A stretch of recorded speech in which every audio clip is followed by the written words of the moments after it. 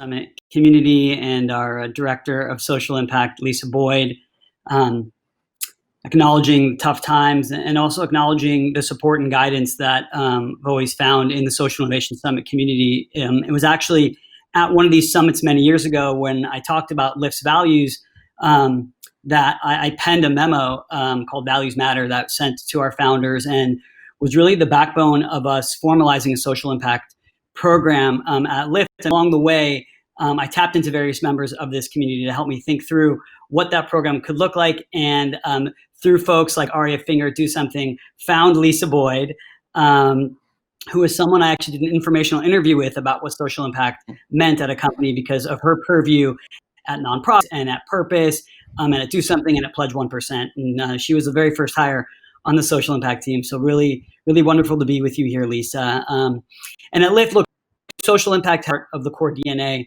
even before Lyft, when it was Zimride.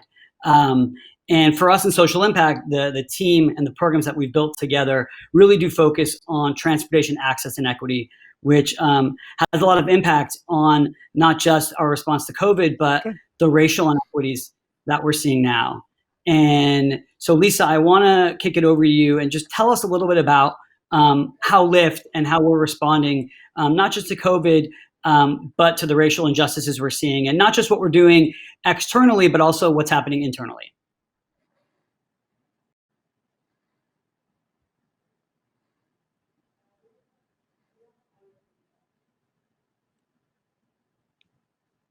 Just on mute. You're on mute. Lisa, you're on mute.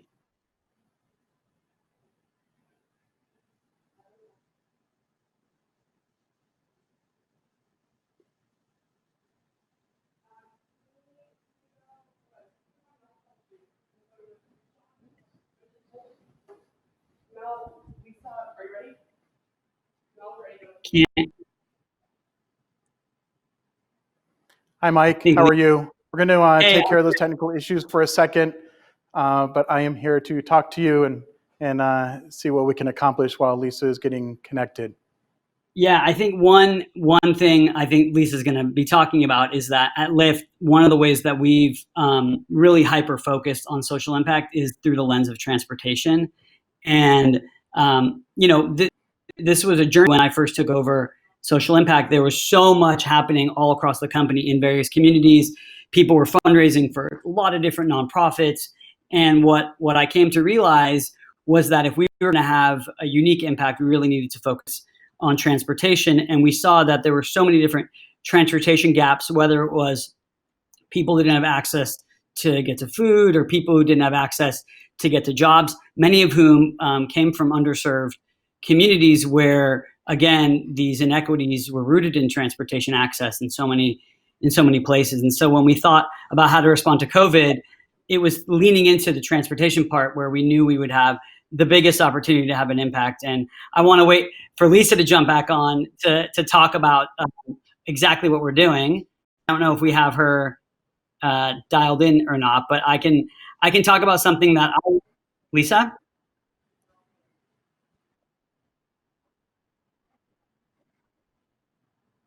Mike, did you already talk about COVID or where should I jump in? No, go for it. Just, jump in with our response to COVID and the internal and external part, I think, as to how we were wrestling with these issues. Yeah, absolutely. Sorry, everybody, the COVID times. What I was starting to say is that makes Lyft really, really unique is that we have always had social impact as part of our values, and it's never a question of if we respond, it's just how we respond and how in particular we leverage education to make an impact. And so when COVID hit, we saw this kind of immediate inbound demand from existing partners as well as new potential partners requesting needs for transportation, whether that be for domestic violence victims to get to a safe space or people, pregnant women who needed to get to a necessary non-COVID related doctor's appointment. There's so much essential travel. There was also this immense new need for delivery services and how we could support food response for low-income seniors who are at home, families who usually rely on free and reduced lunch at school, who are not able to access that. So we were able to really lean in, build an alliance of over 500 partners across the country to be able to respond to that in both in terms of moving people around for essential travel and in terms of delivery for communities in need. And that actually kind of evolved a little bit in the last week or so as the current events have unfolded. And we already had these really strong partnerships with organizations who were supporting communities of color. And we were able to use those partnerships to support in kind of the immediate needs of what's happening right now, as well as really focusing on what the kind of rebuilding efforts will look like.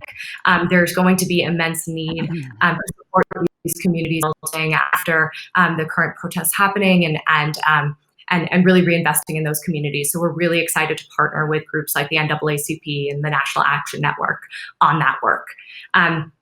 Another thing, as Michael alluded to, is that we take this really seriously and we have a lot of really meaningful discussions around what allyship means at Lyft and what we can all do to show up in the world. And so, Mike, I know you as a leader at Lyft have been very, very strong in advocating for a culture of kindness and respect and empathy long before this current moment, but something that's particularly right now. Can you talk about that? Yeah, I think, we've got, Anne-Marie Slaughter coming up next. And one thing that really struck me about Lyft was this notion of kindness being a soft power. So if you think about, hard power in geopolitics being military might, I think about hard power in our tech world as our ability to provide safe and affordable and reliable form of transportation. The soft power is how we care about each other. It's how we care about within Lyft and how we treat each other and how we communicate with each other, which I think then bleeds into how we care about drivers and how we care about passengers, how we care about our third-party partners that you mentioned, how we care about engaging with government officials, sometimes in very heated debates, and how we care about the communities that we operate in. And I think that the kindness and the caring and that collaboration is actually a source of our might. It's a source of our power. And it allows then not only to talk authentically, but it allows us to have that be rooted in action. And that, to me, is what makes a place like Lyft so important, that the action can come from a place of honesty, can come from a source of us actually being ourselves and caring about each other. And I think, it starts at the top, but certainly culture is created every day by every single person in the company. And Lisa, you as a leader in the company as well, I think are an embodiment of this value of being yourself, which is so important. And in this time when we're not all together in the office and we're separated digitally, tell me about what that value of being yourself and being authentic means to you. Yeah, it means a lot of things, but I think especially relevant right now is the ability and focus on having hard conversations and being honest and giving strong feedback.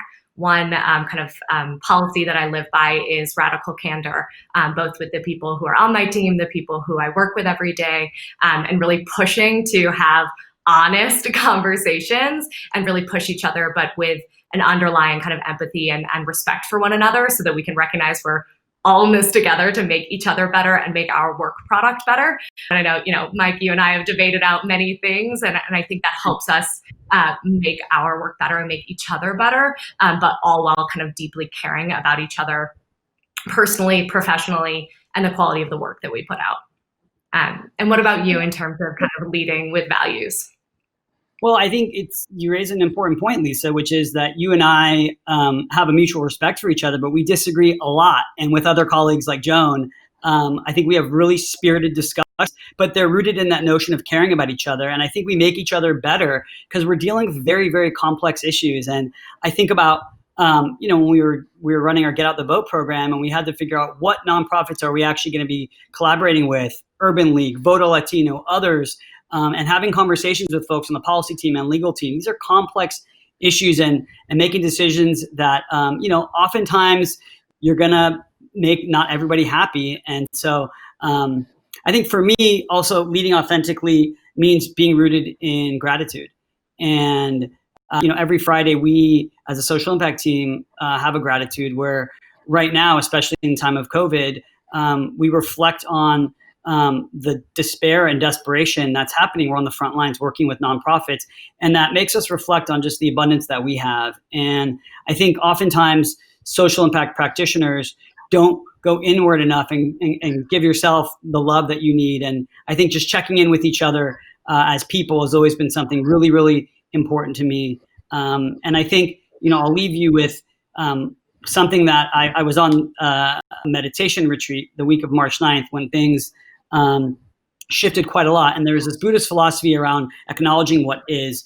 But I think a value that we've always had is also acknowledging what can and what should be and fighting for that and using our voice and using our platform to fight for that. And Lisa, I just want to give you gratitude as a colleague who's pushed me personally and our team and our company to do the best that we can. And I appreciate you and appreciate everyone here in the Social Innovation Summit community. So thanks so much, everybody.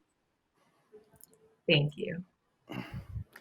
Thank you, Mike. Thank you, Lisa. Really appreciate your voices and also the work that you're doing. Keep up the hard work. It makes a difference. So thank you so much. And we will see you soon.